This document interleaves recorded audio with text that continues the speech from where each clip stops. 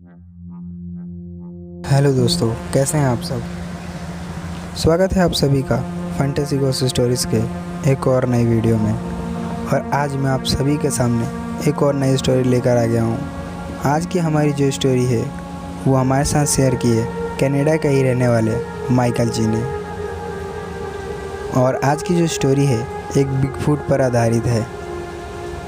तो उम्मीद करता हूँ आप लोगों को ये वीडियो बहुत ही ज़्यादा अच्छी लगेगी। तो चलिए आज की कहानी को उन्हीं की मुंजवानी सुनते हैं। हेलो दोस्तों, मेरा नाम माइकल है और मैं कनाडा का रहने वाला हूँ। अगर बात करें कनाडा की तो यह एक बहुत अच्छी जगह है, लेकिन यहाँ के जंगलों में कुछ ऐसी रहस्यमयी चीज़ें हैं जिनके बारे में आप सोच भी नहीं सकते। कुछ ऐसी शैतानी शक्तियाँ जिनको आपने शायद ही कभी देखा हो। और अक्सर इन सब चीज़ों का सामना वे लोग करते हैं जो जंगल में कैंपिंग के लिए गए हुए होते हैं। अगर बात करें हमारे साइड की तो यहाँ पर कैंपिंग करना एक बहुत ही आम सी बात है, क्योंकि यहाँ पर अक्सर लोग कैंपिंग करते ही रहते हैं। तो आज मैं जो घटना आपको बताने जा रहा हूँ वह मेरे दादाजी के साथ घटी है और यह बात उन्होंने ही मुझे बताया है। और आज मैं यह घटना आप लोगों के साथ शेयर करने जा रहा हूँ। तो यह बात आज से लगभग 15 साल पुरानी है, जब मेरे दादाजी एक आईटी सेक्टर कंपनी में काम किया करते थे। तो वो अक्सर देखा करते थे कि उनके साथ काम करने वाले लोग कभी ना कभी कैंपिंग करने जाया ही करते रहते हैं। और फिर वहाँ से आने के बाद वे अपना एक्सपीरियंस उनके साथ शेयर करते हैं। और उन सब की बातों को सुनकर मेरे दादाजी के भी मन में कैंपिंग पर जाने की बात चल रही थी और वे कैंपिंग के लिए एक अच्छी जगह ढूंढ भी रहे थे। तो उन्होंने एक ऐसे ही जंगल के बारे में पता चला जहाँ पर वे कैंपिंग कर सकते थे। एक खुशी की बात यह भी थी कि उन्हें वहाँ डिस्टर्ब करने वाला कोई रेंजर नहीं था।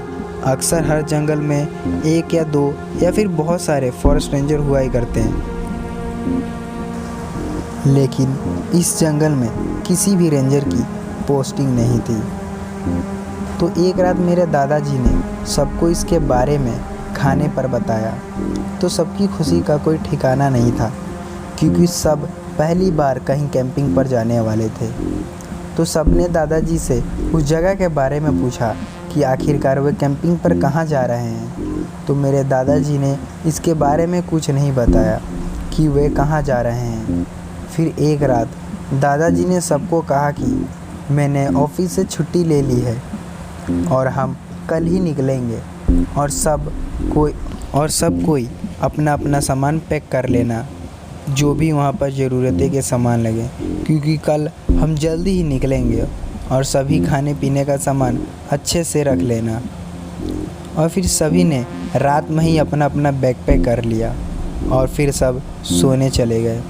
और फिर अगली सुबह खाने पीने का सामान पैक किया गया और साथ में ही दादाजी ने अपने साथ एक असॉल्ट राइफ़ल भी ले ली थी, जिसकी लाइसेंस मेरे दादाजी के पास थी, क्योंकि हो सकता था कि शायद जंगल में जंगली जानवर भी हों, क्योंकि मेरे दादाजी को उस जंगल के बारे में उतना नहीं पता था।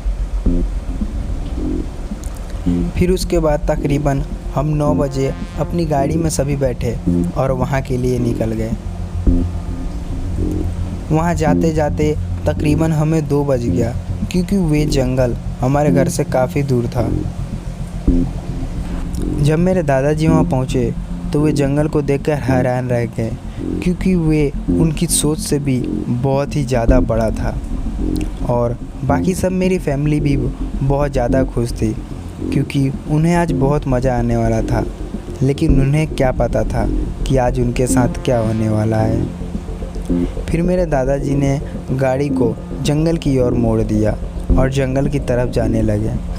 मेरे मम्मी पापा ने दादाजी से कहा कि हम लोग यहीं पास में ही कैंपिंग कर लेते हैं और पास में ही कैंप डाल लेते हैं, हम जंगल के ज़्यादा अंदर नहीं जाएंगे। लेकिन मेरे दादाजी नहीं माने। उन्होंने कहा कुछ नहीं होगा, मेरे को सब पता है जंगल के बारे में, मेरे दादाजी झूठ बोल रहे थे क्योंकि उन्हें जंगल के बारे में तो कुछ भी पता ही नहीं था।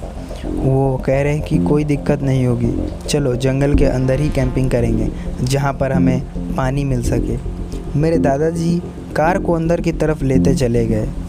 आखिर में जंगल के बीचों बीच जाने के बाद उन सबको एक तालाब दिखा, तो उन्होंने फ़ैसला किया कि आज कैंपिंग वो यहीं पे ही करेंगे। सभी कार से निकल गए और सबने सबसे पहले टेंट लगाने की सोची। सबने मिलकर सबसे पहले नदी के किनारे ही टेंट लगाया और टेंट लगाने के बाद गाड़ी से सारा सामान निकालकर टेंट के अंदर रख दिया। फिर दादाजी ने सबको बताया कि कोई भी बिना पूछे या फिर कोई भी अकेले जंगल में नहीं जाएगा, चाहे दिन हो या फिर रात हो। कोई भी अगर कहीं भी जाए तो किसी को अपने साथ लेकर जाए, ऐसे कोई नहीं जाएगा। सबने दादाजी के बात में हामी भर दी। उसके बाद सबने अपना अपना सामान अनपैक करना शुरू कर दिया, क्योंकि वहाँ पर लगभग सबने मिलकर 3 टेंट लगाए थे, जिसमें एक में मेरे दादाजी, एक में मेरे मम्मी पापा, एक में बड़े पापा बड़ी मम्मी और उनके 2 बेटे रहने वाले थे। उसके बाद मेरे दादाजी ने कहा कि अगर हमको कैंपिंग करनी है तो हमको एक अलग ही स्टाइल में कैंपिंग करनी होगी, क्योंकि हम लोग यहाँ पर इलेक्ट्रिक चीज़ों का यूज़ नहीं कर सकते, क्योंकि इसमें कुछ मज़ा नहीं है। मेरे दादाजी ये सब इसलिए जानते थे क्योंकि उन्होंने अपने दोस्तों की सारी बातें सुन रखी थी और वो भी बिल्कुल उसी तरीके से कैंपिंग करना चाहते थे। उन्होंने कहा कि सबसे पहले तो हम खाना बनाने के लिए और बोनफायर जलाने के लिए सूखी लकड़ियाँ इकट्ठा करेंगे और फिर उसके बाद सब सूखी लकड़ियाँ इकट्ठा करने लगे। सब सूखी लकड़ियाँ कुछ ही देर में सब ने सूखी लकड़ियाँ इकट्ठा कर ली और उसके बाद सब लकड़ियाँ एक जगह रख दी गई। उसके बाद मेरे दादाजी ने वहाँ बोनफायर जलाया। तब तक शाम भी हो चुकी थी। दादाजी ने कहा कि हम कल इस जंगल को और अच्छी तरीके से घूमेंगे और आज की रात हम लोग सोएंगे, क्योंकि काफ़ी ज़्यादा हम थक चुके हैं। सब ने दादाजी के बात में हामी भरी, क्योंकि मेरे दादाजी सबसे बड़े थे तो सभी उनकी बात माना करते थे। उसके बाद बोनफायर जलाया गया और फिर उसके बाद उस पर डिनर बनाया गया। डिनर में नॉनवेज चीज़ बनी थी। नॉनवेज से आप तो समझ ही गए होंगे कि क्या बना होगा। ये सब बनने के बाद सब ने खाना खाया। खाना खाते खाते सभी बात कर रहे थे और हंसी मजाक भी कर रहे थे और इस जंगल के बारे में बात कर रहे थे कि ये जंगल कितने एकड़ों में फैला हुआ है। फिर मेरे दादाजी ने बताया कि मेरे को इस जंगल के बारे में उतना नहीं पता है जितना मैं जानता हूँ, और मेरे को एक बात समझ में नहीं आ रही कि यहाँ पर किसी रेंजर की पोस्टिंग क्यों नहीं है। सभी ने बोला शायद ये जंगल बहुत बड़ा है, इसलिए इस एरिया में किसी की पोस्टिंग ना की गई हो। दादाजी ने भी सोचा हाँ हो सकता है, शायद यही बात हो। उसके बाद सबने खाना खाया और सब थोड़ी देर बात करने के बाद अपने अपने कैंप में चले गए, क्योंकि उस समय रात के अब 11 बज चुके थे। सब अपने कैंप में जाकर सोने लगे। सबकी अभी आंख लग गई थी, लेकिन मेरे दादाजी अभी भी जगे थे क्योंकि उनको नींद नहीं आ रही थी। वह ऐसे ही लेटे थे। दादाजी को ऐसे ही लेटे लेटे काफ़ी समय हो गया। लगभग रात के 2 या 2:30 बज चुके थे कि तभी मेरे दादाजी को कैंप के बाहर एक हल्की सी आवाज़ सुनाई दी। मेरे दादाजी उठकर बैठ गए और सोचने लगे ये क्या है। फिर मेरे दादाजी ने सोचा शायद गिलहरी या कोई कुत्ता होगा। फिर उसके बाद मेरे दादाजी को कैंप के बाहर एक परछाई दिखी, जो कि बोनफायर की रोशनी से उनके कैंप पे बनी आ रही थी। मेरे दादाजी ने देखा कि ये तो किसी कुत्ते या किसी गिलहरी की परछाई तो है ही नहीं, क्योंकि ये परछाई बहुत ही ज़्यादा बड़ी थी। फिर अचानक से ना किसी चीज़ की गुर्राहट की आवाज़ आने लगी और कदमों की आवाज़ बहुत ही ज़्यादा तेज़ आ रही थी। मेरे दादाजी ने कैंप को ओपन किया और बाहर की ओर देखने लगा। मेरे दादाजी ने देखा